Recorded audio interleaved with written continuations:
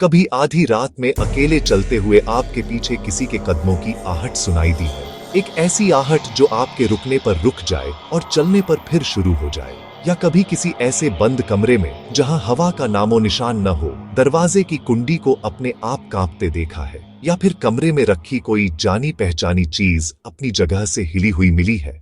ऐसे अनुभव रोंगटे खड़े कर देते हैं और एक अनजाना सा डर मन में बैठ जाता है। तो क्या ये सब सिर्फ हमारा वहम है या वाकई कुछ अदृश्य शक्तियां हमारे आसपास मौजूद हैं?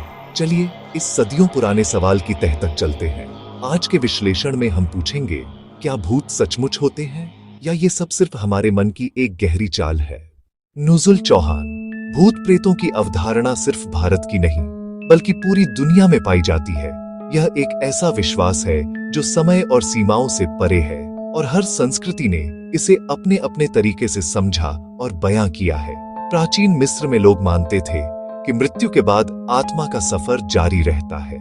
वहीं जापान में ओनरियो यानी बदला लेने वाली आत्माओं की डरावनी कहानियां मशहूर हैं। अमेरिका के हॉन्टेड हाउस से लेकर भारत की भूतनी पहाड़ी तक हर सभ्यता में किसी अतृप्त आत्मा के लौट आने की कहानियां दर्ज हैं। इन सभी का सार एक ही है। भारत में भी हमारे प्राचीन ग्रंथों जैसे वेद, पुराण और महाभारत में प्रेत और पिशाच जैसी आत्माओं का जिक्र मिलता है।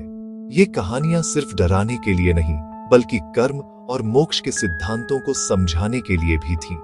संस्कृत में प्रेत का गहरा अर्थ है वह जो प्रस्थान कर चुका है, यानी एक ऐसी आत्मा जिसने शरीर तो छोड़ दिया पर किसी अधूरी इच्छा या मोह के कारण शांति नहीं पा सकी और भटक रही है। दिलचस्प बात यह है कि पश्चिमी दुनिया में गोस्ट की अवधारणा भी इससे मिलती जुलती है। इसे स्पिरिट ऑफ द डेड कहा गया, यानी मृत व्यक्ति की आत्मा जो कोई अधूरा काम पूरा करने के लिए दुनिया में लौट आती है। तो इन सभी संस्कृतियों को देखकर सवाल उठता है, क्या यह सिर्फ कहानियां और हमारा वहम है या इनके पीछे कोई ऐसी वास्तविकता छिपी है जिसे विज्ञान आज तक समझ नहीं पाया है? नुजुल चौहान। दूसरी ओर विज्ञान हर अनुभव के पीछे एक भौतिक या मनोवैज्ञानिक कारण ढूंढता है। उसका मानना है कि जिन चीजों को हम अलौकिक समझते हैं उनकी अक्सर तार्किक व्याख्या होती है। Low frequency sound waves, infrasound, ये 20 हर्ट्ज से कम की ध्वनि तरंगे हैं जिन्हें हमारे कान नहीं सुन पाते लेकिन शरीर महसूस कर सकता है। ये हवा या पुराने उपकरणों से भी पैदा हो सकती है। ये तरंगे शरीर में कंपन पैदा करती हैं जिससे बेचैनी और किसी के होने का तीव्र एहसास होता है जिसे दिमाग डर समझता है।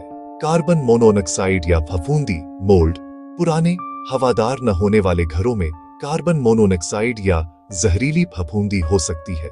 ये अदृश्य पदार्थ हमारे नर्वस सिस्टम पर असर डालते हैं जिससे मतिभ्रम, व्यामोह और तीव्र भय की भावनाएं पैदा हो सकती हैं। स्लीप पैरालिसिस, नींद का लकवा, यह नींद और जागने के बीच की अवस्था है। इसमें दिमाग जाग जाता है पर शरीर कुछ पलों के लिए लकवाग्रस्त रहता है।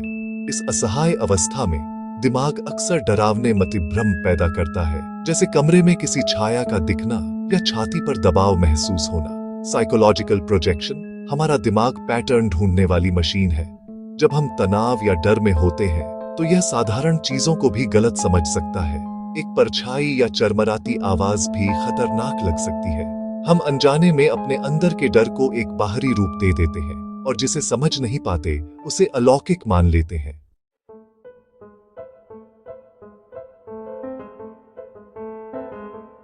कई वैज्ञानिक प्रयोगों ने भूतों की उपस्थिति के कोई ठोस सबूत नहीं पाए, लेकिन लाखों लोगों के व्यक्तिगत अनुभव कहते हैं कि कुछ तो है।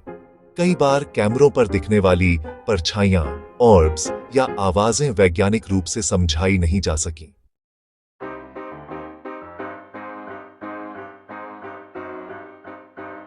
मनोवैज्ञानिक मानते हैं कि भूत असल में मानव भय का प्रतीक हैं। हर संस्कृति में इन्हें अलग रूप में देखा गया। भारत में चुड़ैल, जापान में यूरेई और यूरोप में स्पेक्टर। यह हमारे संस्कृति, धर्म और सामाजिक डर का प्रतिरूप है। यानी भूत शायद बाहर नहीं, हमारे भीतर हैं, हमारे ही अवचेतन में छिपे डर, पछतावे और अपराध बोध के रूप में। नुजुल चौहान। तो क्या भूत सचमुच होते हैं विज्ञान अब तक कहता है नहीं, लेकिन अनुभव कहता है शायद हां।